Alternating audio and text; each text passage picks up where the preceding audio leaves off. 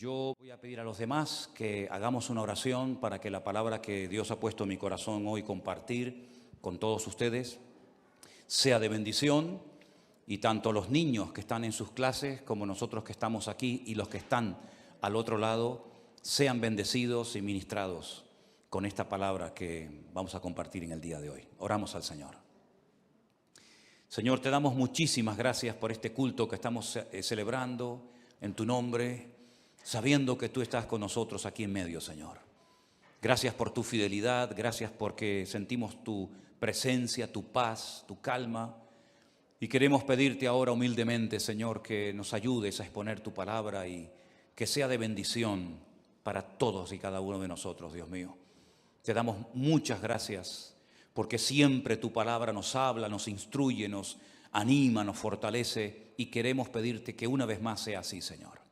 Ponemos este tiempo en tus manos, en el nombre de tu amado Hijo Jesús. Amén y amén. Gloria al Señor. Yo quiero llevarles, en primer lugar, aunque vamos a leer otros textos a lo largo del mensaje, primeramente vamos a ir a la carta de Santiago. Está casi al final del Nuevo Testamento. Es una carta muy bonita, donde él habla muy claramente todos y cada uno de los temas que él trata. Es muy directo, muy fácil de entender. Esto no significa de que no sea profundo en su mensaje, pero utiliza un lenguaje tan fácil de entender que cuando uno lee la carta de Santiago uno disfruta muchísimo, porque uno entiende lo que lee. Cuando uno lee la palabra y la entiende, uno disfruta y goza muchísimo, ¿verdad? Él habla de muchos temas a lo largo de esta carta y parece ser que con los ricos estaba un poco picado, ¿eh? A los ricos les habla muy fuerte, porque era una época en la que las clases sociales estaban muy bien diferenciadas y los ricos en aquella época pues afligían a los pobres, e incluso algunos convertidos con mucha capacidad económica iban a las iglesias y pretendían que fueran tratados de una forma diferente, ¿no? En un trato preferencial, y eso ni al Señor le agrada y a Santiago pues lógicamente tampoco, ¿no? Y él habla mucho acerca de someterse a Dios, de buscar la sabiduría que viene de lo alto, porque también habla de una sabiduría terrenal, animal y diabólica. Pero habla de la sabiduría que viene de lo alto, la sabiduría que viene de Dios. Que dicho sea de paso, él dice que si algún hermano en algún momento de su vida necesita sabiduría, porque no sabe qué hacer, pues que la pida el Señor. Pero cuando pida, que pida con fe, no dudando. Y el Señor dice que le dará la sabiduría necesaria para, en fin, para tomar la decisión o para hacer lo que le corresponda hacer.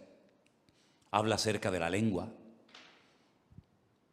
Habla acerca de la importancia de las obras. En fin, toca muchos temas y en cierto sentido alguien ha dicho, o algunos comentaristas han dicho, que tiene un estilo parecido a los proverbios del Antiguo Testamento, porque salta de un versículo a otro tocando un tema, tocando otro tema, y a veces parece como que pierde el hilo, pero luego lo retoma. Es una carta muy interesante, es una carta muy bonita. Hay varias personas en el Nuevo Testamento que tienen el nombre de Jacobo o Santiago. El Señor Jesucristo tenía un hermano que se llamaba Santiago. Estaban Santiago los hijos de Zebedeo, estaban Santiago los hijos de Alfeo. Hay varias personas que reciben este nombre. Y en el capítulo 4, él toca un tema que a mí particularmente me ha llamado muchísimo la atención. Y ahora les voy a decir por qué, cuando terminemos de leer la porción. En el capítulo 4 de Santiago, desde el versículo 13 en adelante, la palabra de Dios dice así: vamos ahora, los que decís, hoy y mañana iremos a tal ciudad y estaremos allá un año y traficaremos y ganaremos. Cuando no sabéis lo que será mañana, porque ¿qué es vuestra vida? Ciertamente es neblina que se aparece por un poco de tiempo y luego se desvanece. En lugar de lo cual deberíais decir, si el Señor quiere, viviremos y haremos esto o aquello. Pero ahora os jactáis en vuestras soberbias. Toda jactancia semejante es mala. Y al que sabe hacer lo bueno y no lo hace, le es pecado. ¿Cuántos dicen amén? Si algo creo que todos hemos aprendido en este último año, es que eso de hacer planes a largo plazo, como que ya no va. Ya todo es a corto plazo. Hemos visto que el mundo cambia de un día para otro con una rapidez tremenda. Hemos visto cómo la economía, las familias, las naciones, todo cambia con una rapidez tan brutal que eso, ya digo, de hacer planes a largo plazo, pues como que ya no va con nosotros. En aquellos tiempos de la Biblia en los que se escribió esta carta, el Imperio Romano no paraba de conquistar nuevas tierras.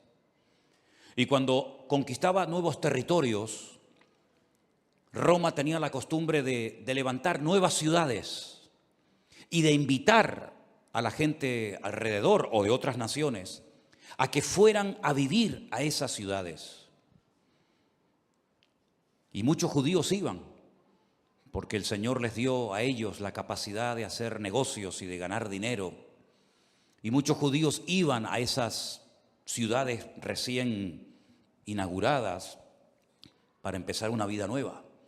Y hacían planes, sobre todo con el objetivo, con la intención de ganar dinero, de hacerse ricos rápidamente, porque montarían el primer negocio de lo que fuera y lógicamente la gente tendría que recurrir a él para comprar lo que fuera. Y Santiago, observando la costumbre que había en aquella época de buscar nuevos territorios, nuevos lugares para empezar una vida nueva y ganar dinero rápidamente, fácilmente, dirige estas palabras específicamente a ese tipo de personas. Esas personas que hacían planes sin consultar con Dios. Esas personas que hacían planes a largo plazo y no metían a Dios en sus planes, sino que tenían como una especie de agenda, pero Dios no aparecía por ninguna parte.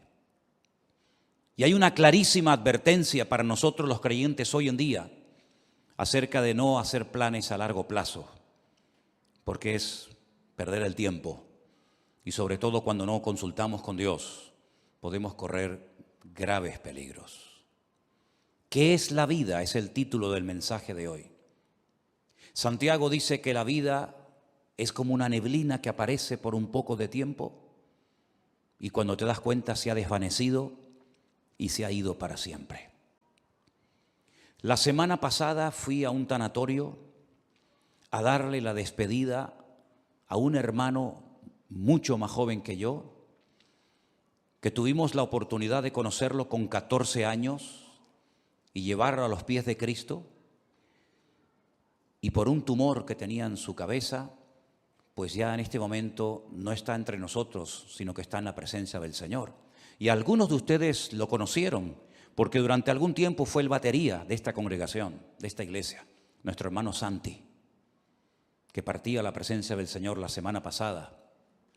Y uno dice, Señor, una persona joven, una persona tan noble, ya no está entre nosotros, ¿verdad? La última vez que lo vi, me lo encontré en un centro comercial junto con su esposa. Nos saludamos y me pidió allí en el pasillo de ese centro comercial que orara por él. Y esa fue la última vez que lo vi. Y la próxima vez cuando supe algo de él es que ya no estaba entre nosotros. Y uno se queda como sorprendido, ¿verdad? Lo rápido que le pasó la vida a este hermano.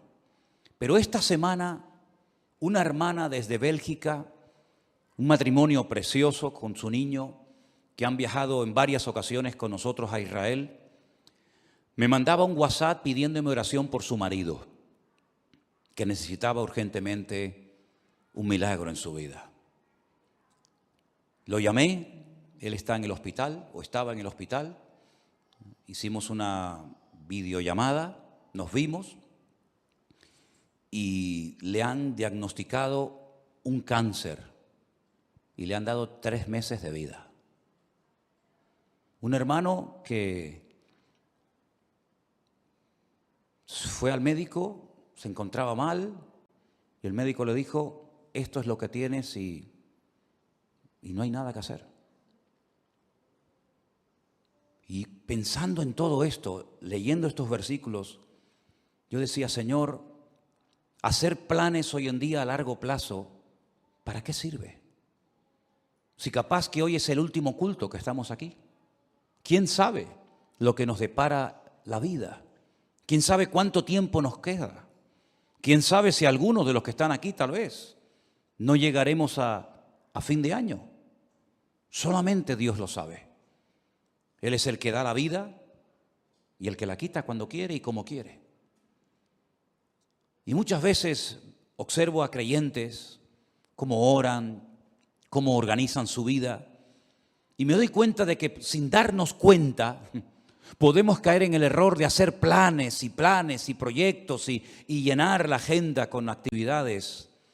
Pero, por supuesto, si Dios quiere, llevaremos a cabo esos planes, porque si Dios dice no, por más que nos empeñemos, no tiene ningún sentido. Estaba leyendo algunos versículos donde Pablo abre su corazón, por ejemplo, a los hermanos de la iglesia de Corinto, y les cuenta sus planes, y les dice, voy a ir aquí, voy a ir allá, y quiero hacer esto, y quiero hacer aquello. Y hay un momento en la carta de Pablo a los Corintios que les dice, iré pronto a vosotros si el Señor quiere. Me impactó mucho esa forma de hablar de Pablo. Yo iré pronto a vosotros, pero siempre y cuando el Señor quiera. Primera de Corintios 4:19. Más adelante en la misma carta dice, porque no quiero veros ahora de paso, pues espero estar con vosotros algún tiempo, si el Señor lo permite. Primera de Corintios 16:7. Un varón de Dios, un hombre con unos dones y unas habilidades ministeriales tremendas, pero él sabía perfectamente que si el Señor no permitía, si el Señor no quería que fuera a Corinto, a Macedonia, a Éfeso, a donde fuera, no iba a ir por muchos planes que tuviera. Y esa es la mentalidad con la que nosotros tenemos que movernos hoy en día. No vamos a hacer planes sin consultar con Dios, porque ya el Señor nos ha demostrado clarísimamente que la vida es muy corta y que eso de hacer planes a largo plazo no tiene ningún sentido. Eso no significa de que vamos a vivir muertos de miedo. Eso no significa de que vamos a estar inactivos y con una inseguridad constante y permanente en nuestra vida, ni muchísimo menos. El miedo no es de Dios. La inactividad no es la voluntad de Dios para nadie. Y vivir con inseguridad constante y permanente, menos todavía. Una cosa es que sepamos que el tiempo está en las manos del Señor y otra cosa es que vivamos con miedo, inseguros, de brazos cruzados. Nada que ver en absoluto. El futuro no está en nuestras manos. No controlamos el factor tiempo. ¿Saben ustedes, hermanos, que hay 533 versículos en la Biblia que hablan acerca de la importancia del tiempo? 533 versículos. Y hay un capítulo casi entero, que es el famoso capítulo 3 del libro de Eclesiastés, donde en 29 ocasiones diferentes Salomón utiliza la palabra et, que es la palabra tiempo. Y él dice que en la vida tenemos que mentalizarnos, estar preparados y reconocer que en la vida hay tiempo prácticamente para todo.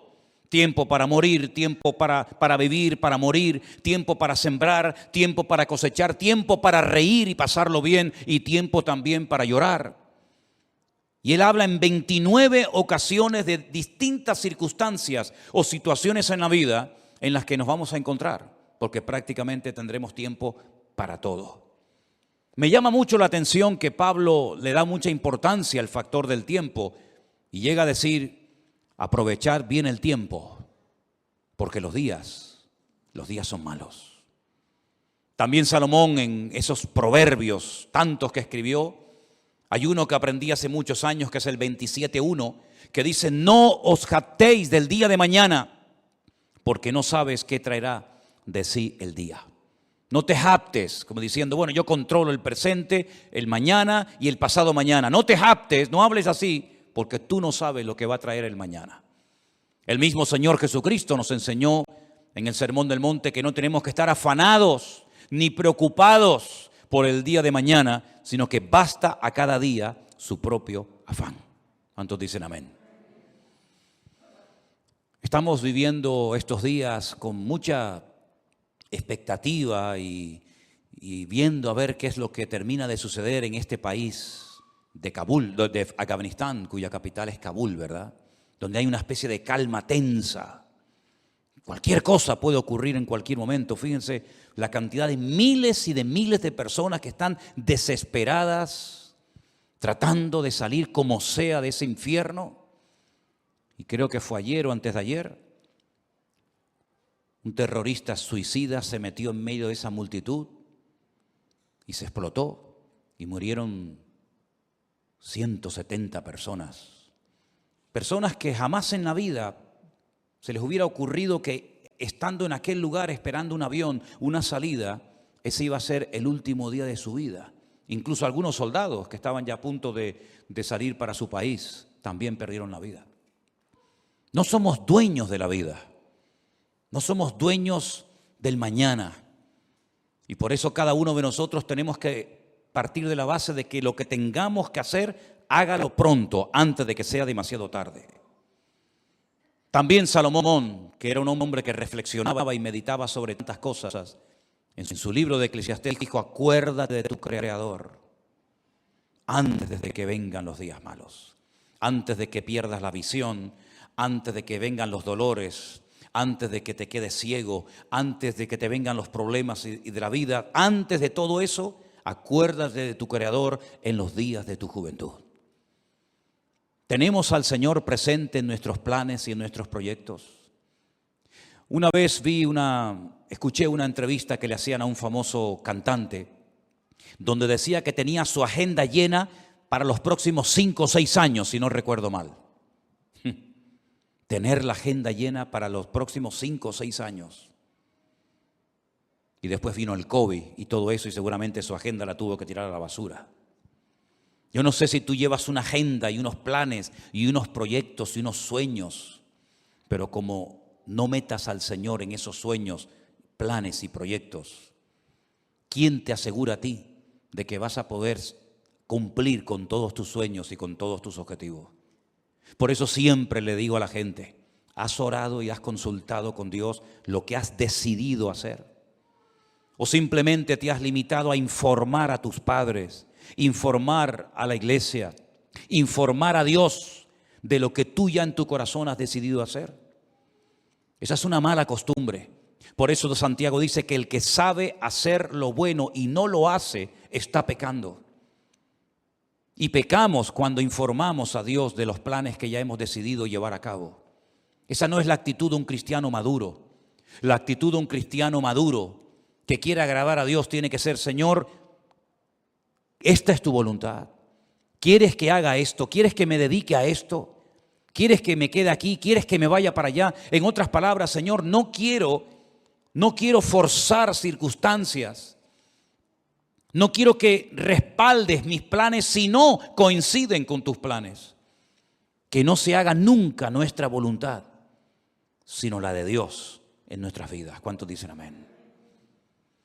La vida se pasa volando.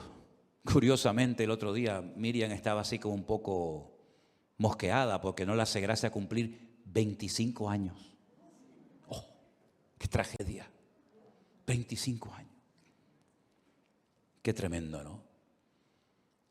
Si nos miramos a nosotros mismos, por lo menos en mi caso, no sé en el vuestro, a mí la vida se me ha pasado volando. Ni me he enterado, pero aquí estoy, aquí he llegado. Pero tal vez por la actividad, tal vez porque hemos estado siempre metidos en las cosas del Señor y no hemos tenido prácticamente tiempo para aburrirnos. La vida pasa tan rápidamente que ahora te paras y dices: Señor, me queda menos de lo que ya he vivido. Incluso en el ministerio, a menos que Dios te dé una fuerza de un toro, lógicamente siempre le queda a uno menos vida de la que ya ha vivido cuando uno llega a ciertas edades, ¿verdad? Por eso qué importante ahora más que nunca, y sobre todo los jóvenes, los que todavía teóricamente tenéis muchos años por delante, que se acostumbren a consultar con el Señor todos los pasos que queréis dar. Porque nadie de nosotros está vacunado en contra de errores, en contra de equivocarnos, sino más bien todo lo contrario.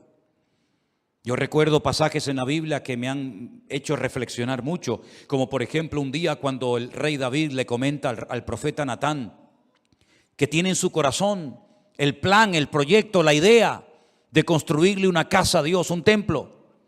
Y llega el profeta Natán y le dice: haz todo lo que pongas, lo que sientas en tu corazón, porque Dios está contigo. Y al día siguiente tiene que llegar y decirle: Dios te dice que tú no puedes construir ese templo, sino tu hijo lo hará. ¿Qué había de malo en construir una casa, un templo a Dios? Nada. Pero los planes de Dios no eran que David fuera el que construyera el templo, sino su hijo. Para él su sueño en la vida era construirle un templo al Señor. Además, ya estaban todos los enemigos prácticamente sometidos, derrotados. Todos pagaban impuestos. Había paz en el país, todas las fronteras estaban bien seguras. Era el momento idóneo para comenzar a construir ese templo. Pero el Señor dijo no. Y él se murió con ese anhelo en su corazón de construir esa casa, ese templo al Señor. Pero le preparó todo para que su hijo Salomón lo hiciera. Así son las cosas del Señor. Unos siembran, otros cosechan, unos preparan todos los materiales para la construcción del templo, otros lo construyen. Cada uno de nosotros tenemos que consultarle al Señor si lo que estamos haciendo con la única vida que tendremos, que es esta, porque con la otra vida no contamos, en el sentido de que allí no vamos a mandar nosotros, pero con la única vida que nosotros podemos tener un mínimo de voluntad, tenemos que acostumbrarnos a someter todo absolutamente a Dios, para no perder el tiempo, para no encariñarnos, para no entusiasmarnos con cosas, con planes, con lugares, con personas que al fin y al cabo no entraban dentro de los planes de Dios. ¿Qué sentido tiene invertir mi vida, mi tiempo, mi energía, mis dones, mi juventud en algo para lo cual yo no nací, en algo que Dios no dispuso para mi vida? ¿Qué sentido tiene? Ninguno. Haber perdido mi tiempo, haber perdido mi vida en cosas que no eran de la voluntad de Dios. Sí, habrás ganado mucho dinero, pero dice la Biblia que un hombre, y si ustedes han prestado atención a la lectura esta tarde, fue muy interesante la parábola que el Señor contó. Un hombre que fue prosperado en sus negocios, un hombre que decidió ampliar sus graneros, porque había producido tanto su herencia, había producido tanto su negocio, que dijo: bueno, voy a derrumbarlo todo y voy a construir graneros más grandes. Los derribaré, edificaré mayores, guardaré mis frutos, guardaré todos mis tesoros, todo mi patrimonio. Y cometió una gravísima equivocación. Le habló a su alma, le habló a sí mismo y dijo: alma, muchos bienes tienes guardados para muchos años, repósate, come, bebe y regocíjate. Y el Señor le dice: necio, estás hablando y comportándote como un necio. Tendrás dinero, tendrás mucho patrimonio, tendrás muchas cosas, pero eres un necio. Porque la forma como hablas delata tu inmadurez. La forma como hablas no es de un hombre sabio. ¿Cómo le vas a decir a tu alma que todo lo que has acumulado es para que ahora reposes, comas, bebes y disfrutas de la vida? Si esta noche vienen a buscarte, a pedirte tu alma, ¿qué harás con todas tus riquezas? No te van a servir absolutamente de nada. Absolutamente de nada. Dice: así es el que hace para sí tesoro, pero no es rico para con Dios. ¿Estás atesorando en Dios o estás atesorando para este mundo pasajero y efímero, que es como neblina que pasa rápidamente? Cuando uno observa a las personas del Antiguo Testamento, sobre todo al principio en el libro del Génesis, la cantidad de años que vivían, llegando a edades tremendas, como por ejemplo la del famoso Matusalén, que parece que no se moría nunca, ¿verdad? 100, 200, 300, 400, una barbaridad de años. Pero al final, por muchos años que vivieron, todos y cada uno de ellos murieron y partieron a la presencia de Dios. Y por muchos años que podamos vivir en este mundo, tarde o temprano tendremos que reconocer que en este mundo estábamos de paso. Tuvimos el privilegio de haber conocido a Cristo y de haber aceptado a Cristo como nuestro Señor y Salvador personal. de haber entendido el Evangelio. Pero no solamente eso es importante, sino una vez que yo me he convertido, lo cual no es fruto de la casualidad, sino del plan de Dios para mi vida, como aquel sabio hombre, tenemos que decirle al Señor, y ahora que soy salvo, ahora que he entendido el Evangelio, cuando hay millones y millones de personas en el mundo que no saben ni quién eres, jamás en la vida han tenido una Biblia en la mano, y yo dentro de toda esa multitud enorme de personas te he conocido, he entendido la palabra, tengo la Biblia conmigo cada día, ahora ¿qué quieres que yo haga? Porque sería absurdo y necio por nuestra parte pensar que me he convertido para nada. Simplemente para no irme al infierno, simplemente para ir a la presencia del Señor. Y el tiempo desde que me convertí hasta que vaya a la presencia del Señor, ¿qué hago? Puede ser que en algunos casos algunos tienen que seguir haciendo y dedicándose a lo que hicieron antes de convertirse, no digo que no.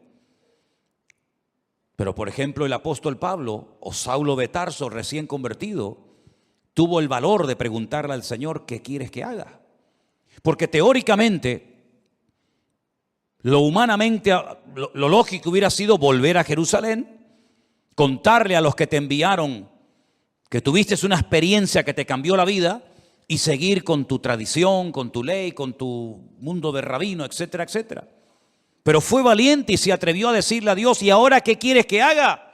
Y el Señor le dijo, entra en la ciudad y se te dirá lo que debes de hacer. No le habló un ángel, no le habló Dios con una voz audible revelándole el plan para su vida, pero Dios utilizó a un hombre fiel que estaba viviendo en aquella ciudad que se llamaba Ananías. Y Ananías fue, oró por él y le dijo, hermano Saulo, esto y esto es lo que Dios quiere que hagas con tu vida. ¿Tú has tenido esa segunda experiencia? ¿O has tenido solamente la experiencia de haber nacido de nuevo? Gloria a Dios por ella. ¿O has tenido la segunda experiencia de decir, no solamente me convertí, sino que además esperé en el Señor y el Señor me reveló cuál era su voluntad para mi vida? Yo sí la tuve, tanto la primera como la segunda. Le dije una noche al Señor, muy joven, ¿qué quieres hacer con mi vida? Y Él puso en mi corazón y las puertas se me abrieron y las circunstancias se dieron para que yo me preparara.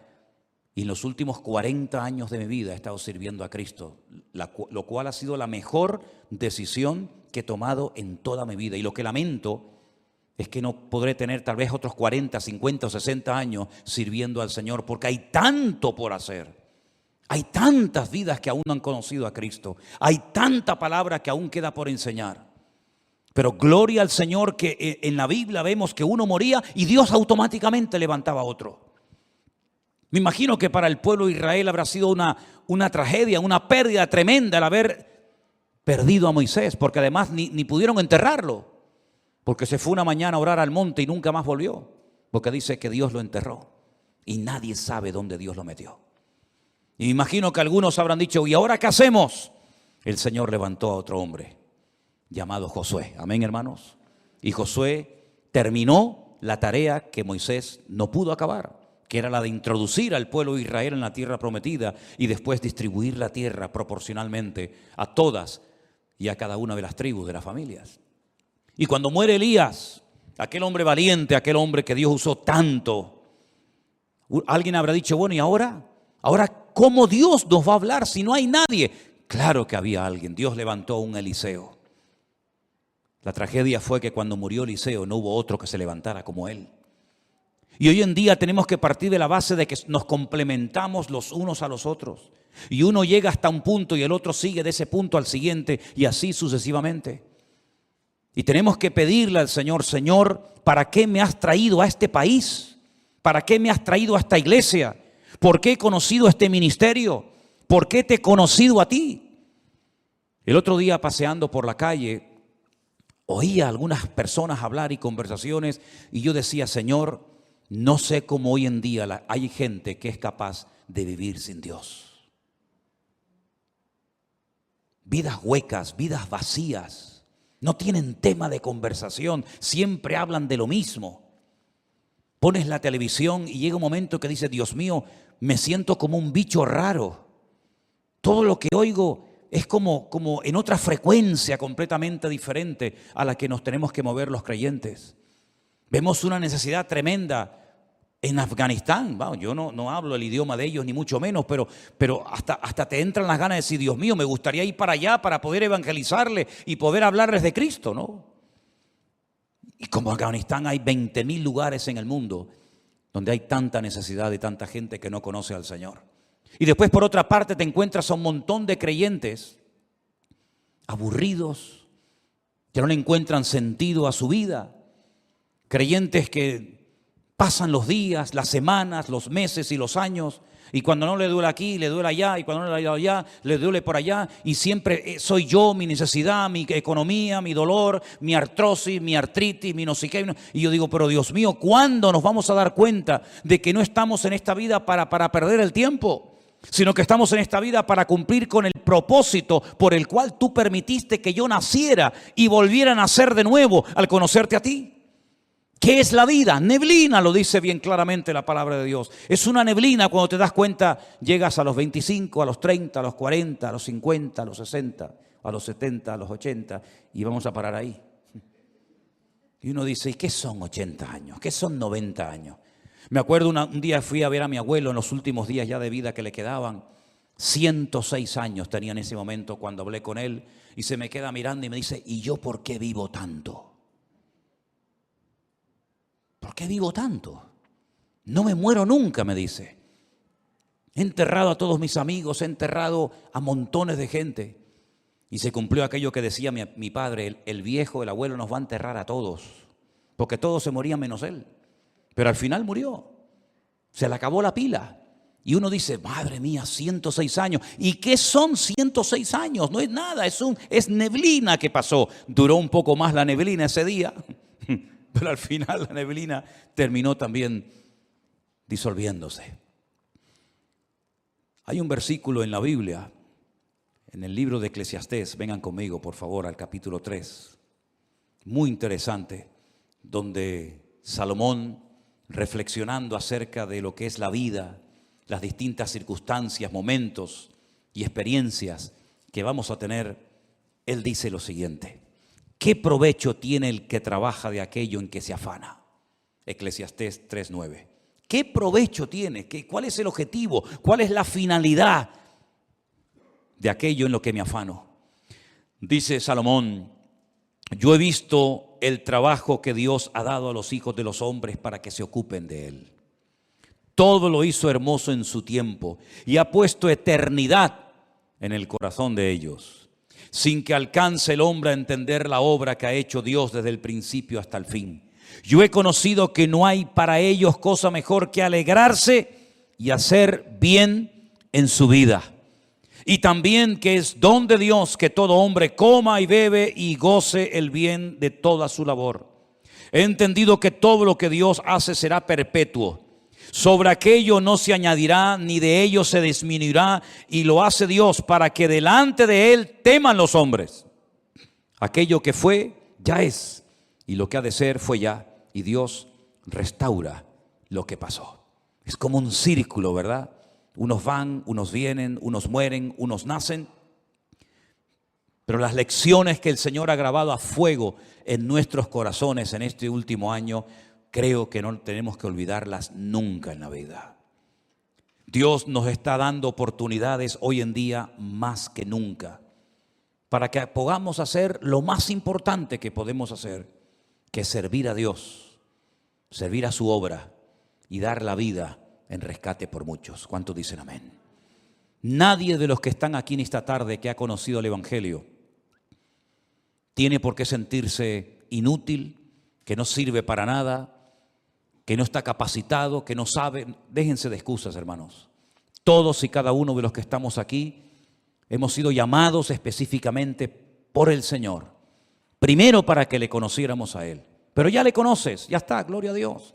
Ahora cada día nos esforzamos, leemos la palabra, estudiamos, oramos, nos congregamos. Eso es normal en la vida de cualquier creyente, el crecimiento, el desarrollo, la madurez, ¿verdad?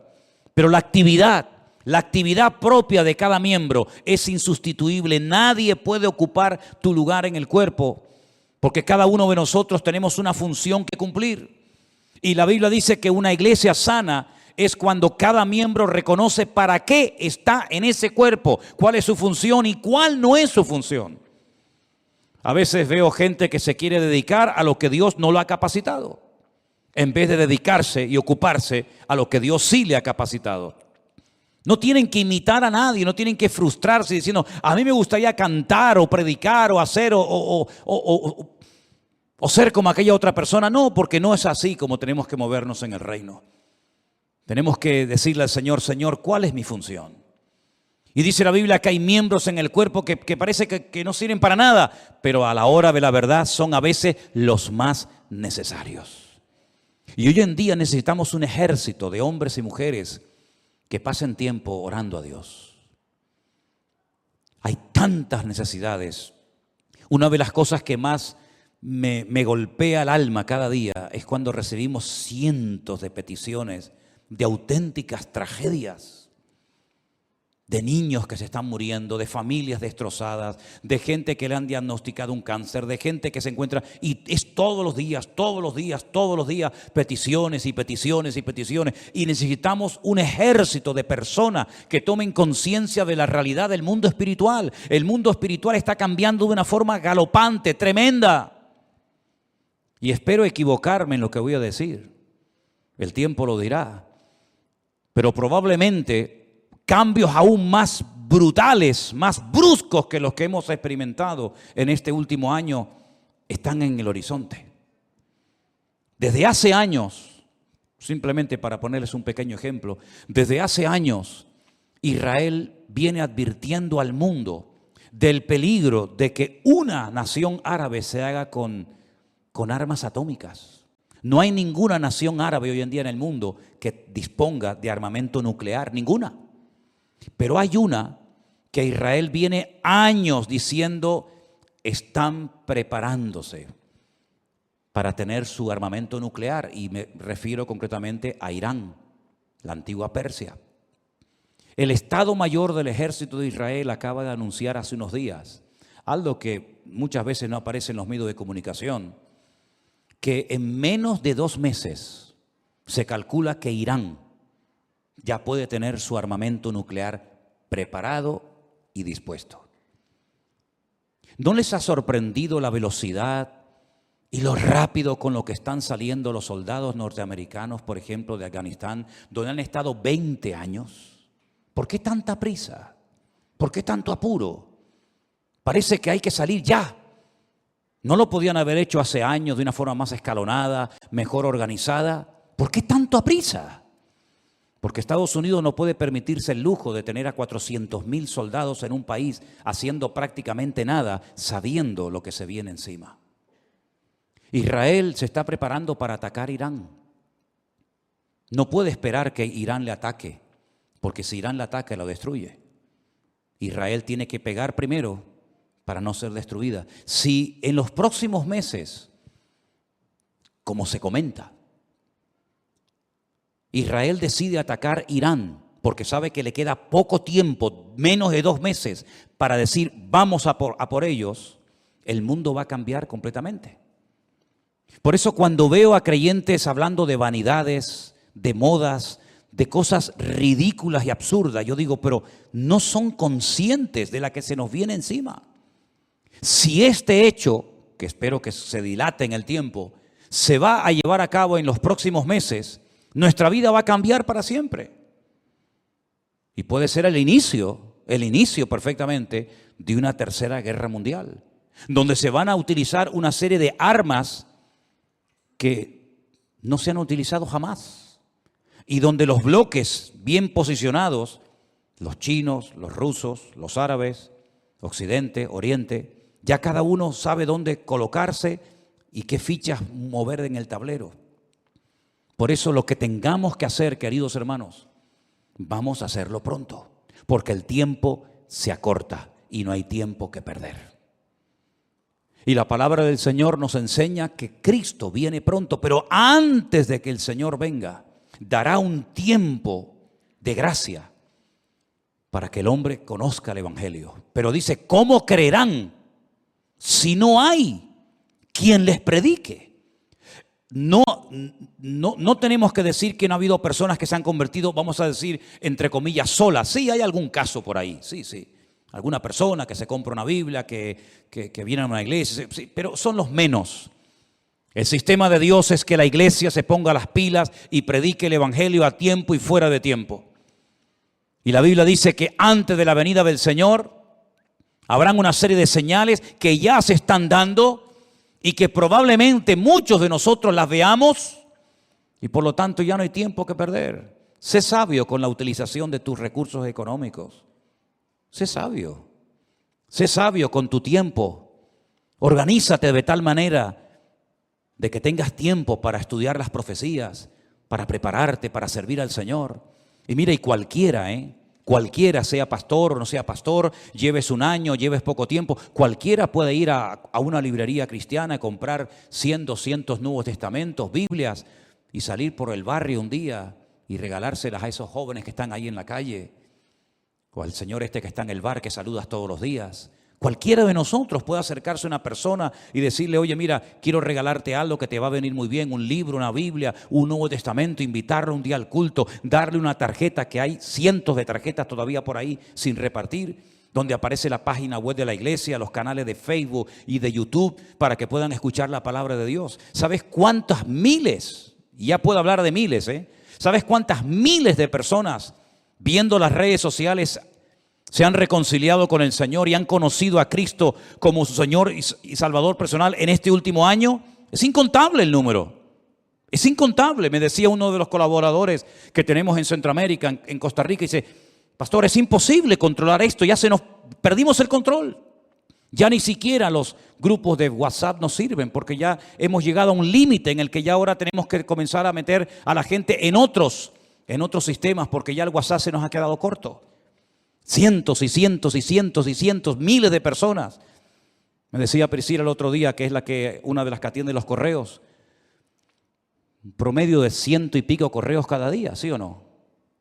Necesidades, peticiones, vengan para aquí, queremos bautizarnos, queremos casarnos, queremos abrir una iglesia, queremos que nos visiten todos los días.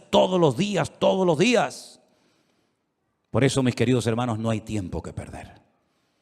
¿Qué es la vida? Es neblina que se pasa, pero mientras estemos con vida, podemos ser útiles en las manos de nuestro Dios. Si usted se quiere dedicar a sus cosas sin tener en cuenta al Señor, sin meter al Señor en su agenda, Dios le bendiga. Pero necesitamos urgentemente de hombres y de mujeres que se tomen en serio este tiempo y que sepan que queda poco tiempo. Ya sé que es como un tópico, ¿no? La iglesia viene diciendo, los predicadores, los pastores, venimos diciendo hace años que queda poco tiempo, pero hermanos, hay que ser ciego, hay que ser una piedra para no darse cuenta de que nuestro mundo se está cayendo a pedazos. Cualquier momento que pongas la televisión te das cuenta de que el mundo está perdido. Sodoma y Gomorra está por todas partes. Las presiones, las tentaciones, la manipulación, etcétera, etcétera, que está viendo nuestro tiempo, jamás en la historia lo habíamos vivido. De hecho, hasta la gente, si se han dado cuenta, hasta la gente ha cambiado. Yo hablo con gente prácticamente cada día y noto que la gente ha cambiado. Antes podías dialogar, hasta discutir de religión, discutir de Dios, discutir de Biblia, pero están como cauterizados, como robotizados. Ni sienten ni padecen. Antes discutías que si los católicos, que si los evangélicos, que si la Virgen, que si los santos. Hoy en día la gente está con una frialdad tan espectacular que ya no es como antaño, que el tema religioso, entre comillas, era una novedad. Hoy en día, ¿quién habla de Dios? ¿Quién habla de Biblia? Prácticamente nada. Es una de las señales de los últimos tiempos, la frialdad del mundo hacia Dios, pero que no sea la característica de la iglesia hoy en día para nosotros, porque la Biblia dice que el amor de muchos también en los últimos tiempos se enfriaría, mas el que persevere hasta el fin, ese será salvo. Y yo quiero ser de los que perseveran hasta el fin, para que ninguno me quite la corona que el Señor tiene preparada para mi cabeza. ¿Cuántos dicen amén? Cierra tus ojos ahí donde estás. ¿Qué es la vida? es neblina que aparece y se desvanece rápidamente. Pon tu vida en las manos del Señor. Pon tu vida, tus recursos, tu juventud en las manos de Dios. Y te vas a dar cuenta de que no hay tiempo ni para estar desanimado, ni para estar triste, ni siquiera ni para pecar. No hay nada mejor que estar activo en las cosas del Señor. Si tu cabeza está todo el día pensando en lo material, todo el día pensando en lo económico, tienes un grave problema, querido hermano y hermana. Tienes un gravísimo problema. Si lo material te absorbe, si lo material te quita el sueño, si lo material te preocupa, quiere decir que no estás ocupado en las cosas del reino. Porque cuando uno está ocupado en las cosas del Señor, no está preocupado por nada ni por nadie. Y los tiempos en los cuales el Señor ha decidido que tú y yo vivamos son tiempos diferentes, muy parecidos a los tiempos de Noé, de violencia por todas partes, donde padres matan a sus hijos, donde se oyen pecados terribles que nunca antes se habían oído entre nosotros, de gente que hace locuras y le ha perdido el miedo a la muerte, le ha perdido el respeto a Dios. Y parece que cuanto más normas ponen, más fácil para algunos es quebrantarlas. Hay un endurecimiento, una frialdad, una soberbia, una arrogancia tan grande en la gente que se creen que porque tienen casa y coche y dinero y trabajo ya lo tienen todo. Y como la parábola que he contado en esta tarde, ¿de qué te sirve todo lo material si mañana te viene un infarto, si mañana te diagnostican un cáncer, si mañana te dicen que te quedan 2 o 3 meses de vida? ¿De qué te sirve el dinero? Dime, ¿de qué te va a servir? ¿De qué te va a servir tu carrera, tus estudios, tu coche, tu dinero, tu joya? De nada, de nada. Están muriendo gente por todas partes. Por todas partes está muriendo gente joven, gente mayor. Prepara tu vida, porque tarde o temprano tendrás que enfrentarte ante la realidad de que tu vida se acaba. Los ricos se mueren, y los pobres también, y los blancos, y los negros, y los cristianos, y los ateos se mueren.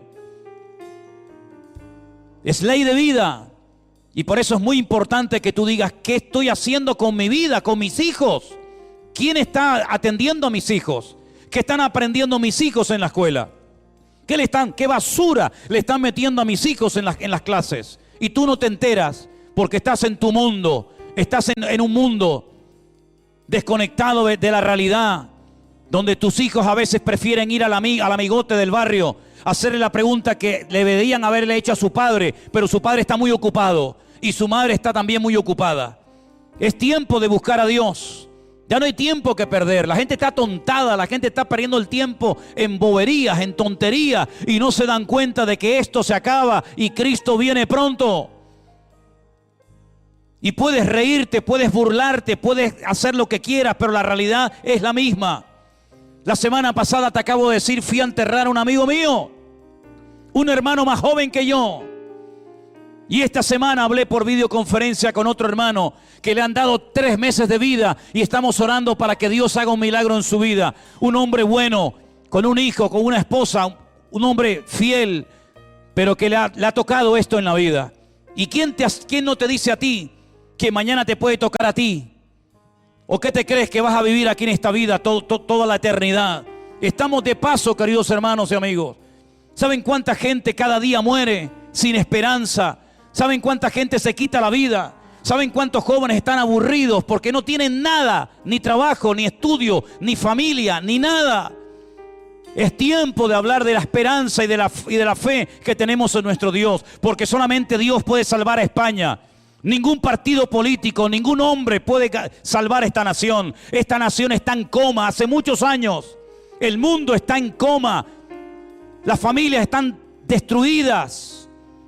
Y no es que esto sea un mensaje apocalíptico para asustar a nadie, es que hay que ser ciego para no darse cuenta. Hasta hace pocos años Venezuela era una maravilla de país. Miren cómo está hoy en día. Hasta hace no muchos años otros países donde la gente iba a buscar trabajo Hoy en día están hechos pedazos y la gente desesperada por salir. Las imágenes de esos niños en cloacas con agua putrefacta hasta la cintura, esperando que un soldado tenga un poco de piedad y de misericordia para montarlo en un avión y salir del infierno. Son realidades que están ocurriendo hoy en día en el mundo. La gente sigue pensando en el fútbol, la gente sigue pensando en sus vacaciones. Sigan jugando, sigan jugando. Pero es tiempo de buscar a Dios. No hablo de una religión, no hablo de una iglesia, hablo de Dios. Hablo de buscar al Dios vivo que puede traer esperanza a tu familia. Hablo de un Dios poderoso que puede traer esperanza a tu casa. No hablo de una iglesia, no hablo de una religión. Hablo de un Dios que te amó tanto, que murió en la cruz para que tengamos esperanza y para que no nos muramos con una depresión, amargados de la vida. Señor, en el nombre de Jesús queremos orar en este momento por las naciones de la tierra, por esta nación de España que te ha dado la espalda y con su soberbia y con su arrogancia se creen sabios y son necios, Señor, porque le han dado las espaldas a Dios, y no hay mayor necedad que renunciar a Dios y a su palabra. Señor, en el nombre de Jesús, ten misericordia de estas naciones.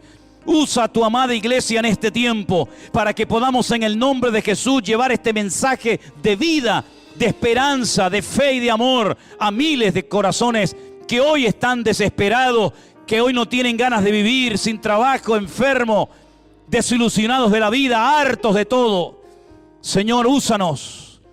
Y te pido, Dios mío, que podamos ser gente útil en este tiempo y que a muchos se le caigan las escamas, la venda de los ojos y se den cuenta de que el tiempo se acorta y de que el mundo no va a ir a mejor. El mundo, según tu palabra, va a ir de mal en peor, y por eso es tiempo de buscar a Dios, de tener fe en Dios y de no perder más el tiempo en estupideces que no sirven para nada.